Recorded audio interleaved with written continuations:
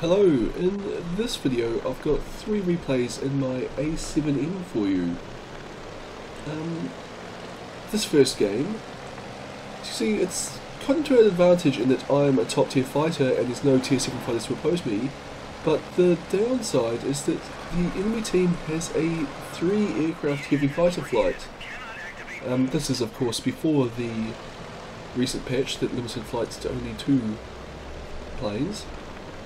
And a coordinated heavy fighter flight can be very powerful even though they are, in this case, bottom tier. So yeah, it's looking a bit... well, I should say balanced is the word for it. As in, we've got a pretty big advantage in that I'm essentially on our team, and gives us a tier 7 aircraft against a bunch of tier 6s. But the disadvantage is that we are uncoordinated, while the enemy team is basically, well, all their fighters at least are coordinated. So basically the way we're going to have to deal with this is we're all going to stick together and just do your standard counter heavy fighter things, where essentially when one of us is under attack, the others all gang up on the attacking aircraft and do as much damage as they can, while the person under attack dodges. So yeah, we've basically all just got to stick together. The problem with this is that ME410 on our team is running off all by itself. And of course, that Messerschmitt 410 runs into the enemy fighters, who have a pretty massive altitude advantage over it. Unfortunately, it's smart enough to run away from them, but it doesn't actually run back towards us, which is kind of what you'd hope it would do. Instead, chases after the enemy ground attack aircraft. But that's okay, the 3 of us up here are all grouped nicely together, and the enemy heavy fighters, they all dropped a bit in altitude to chase after that 410. So it worked to our advantage in a bit there. And here we go into the attack. I was thinking of supporting that P38, but I think the Messerschmitt 410 is coming at me. So I start dodging, while the friendly P38J puts a lot of fire into it. So I take no damage, and I'm able to get on the 410's tail in a second or 2. And there's the first enemy aircraft destroyed. And the Mosquito's coming at me, so I dodge. And again, P38J puts a lot of fire in, since, well, it was targeting me. And P38J gets the kill there, but I get the assist. And again, XP50's firing away at me, as I dodge most of its shots. And again, we're able to get around on its tail because, of course, heavy fighters aren't particularly good at turning. And just like that, that's the enemy flight destroyed. And it was all because our team, at least, well, no, all 4 of us are here now, we stuck together and we were able to support each other and do a lot of damage to the enemy heavy fighters when they came in for the attack. So, thank you team, we all did very well there. So that's just a case of diving down and finding this last ground attack aircraft. And there it is. So I roll over. And as you can see, my team's all going to work on this guy, except one of them crashes, but we can afford that at this stage of the game. Pull up and over again, because I don't want to hang around at low altitude behind a ground attack aircraft, since it might still have bombs.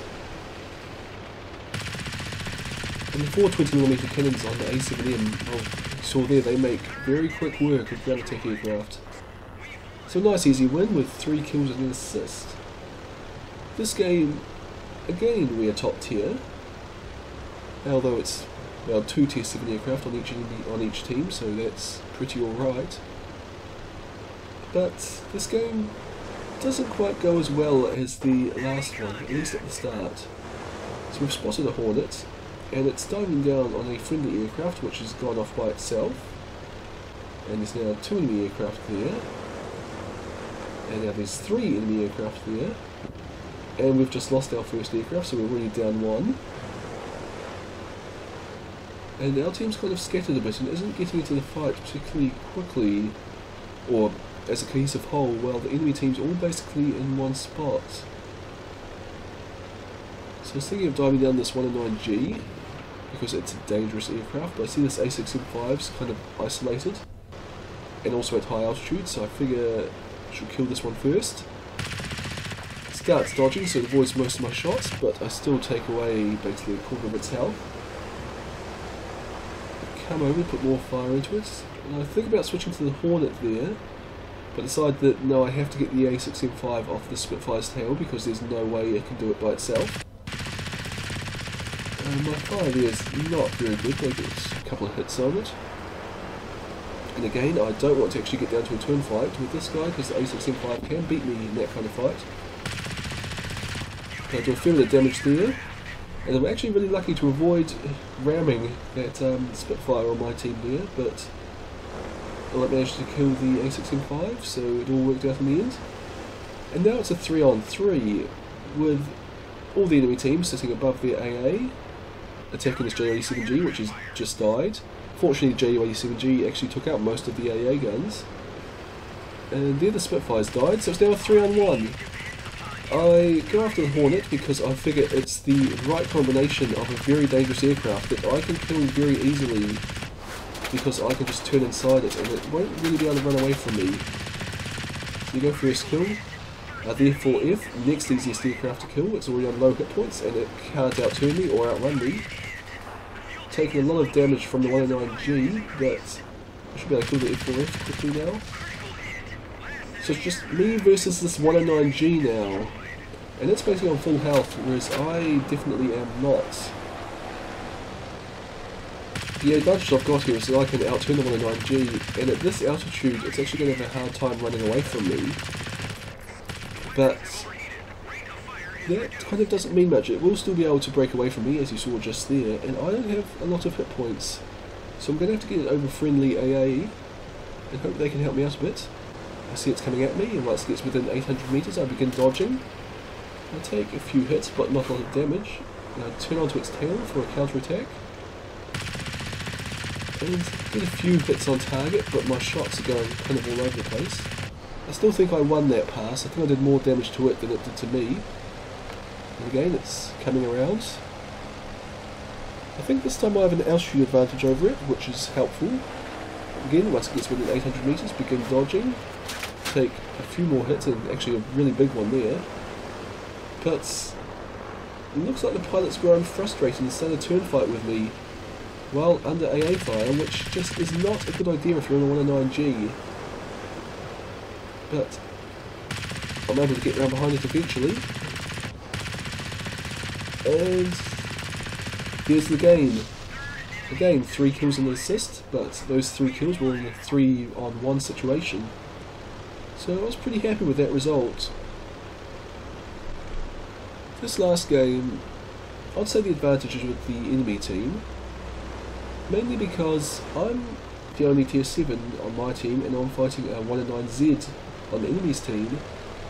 And a 109Z is a very powerful aircraft if flown properly. It's a heavy fighter, of course. It's got very powerful forward firing armament, it's very fast, it has very good altitude performance, it's got a very good rate of climb. All of which are things that are essentially my weakness in the A7M. So I'm kind of going to have to either get it to fight towards my playstyles and get it in a turn fight with me, or rely on a bit of teamwork here to be able to get that guy out of the game. Luckily for us, it doesn't actually go high at the start. I was expecting the 109Z to be way above us, but you see there it's using its rate of climb, and it doesn't matter that it started at our altitude, because now it's quite a way above us. But ME410's in a bit of trouble here. It's got 3 heavy fighters on its tail, but fortunately for us, our whole team is here, and those P-38s are both pitching up right in front of all of our guns. So we're able to knock out the P-38F. I have to dodge because the 109Z's coming at me, but we're able to get on the tail of the 38J, and we take that one out. Put a few shots into the 109Z, which is of course the big threat here, and then it pitches up, but it's still within range of my guns. So able to put a nice long burst into there, and it's lost about half of its health. But I'm not chasing it up. I do not have the engine boost or engine power, especially at this altitude, to stick up for that long. And this is not a situation where you want to stall. So I'm just looking at my target view mirror here, and I see that the 109Z was pointing at me at 900 meters range, so I start dodging. but it goes with someone else, and well, I missed an opportunity to counter-attack it there. I'm trying to turn around to get some fire into it, but unfortunately because of my dodge I don't quite manage to do it quickly enough to actually get some shots in. And now it's running and climbing again, which we cannot match it in that kind of fight. At this point, actually, most of my team actually dove down to fight the ground attack aircraft, because they figured they couldn't actually help out that much in this fight.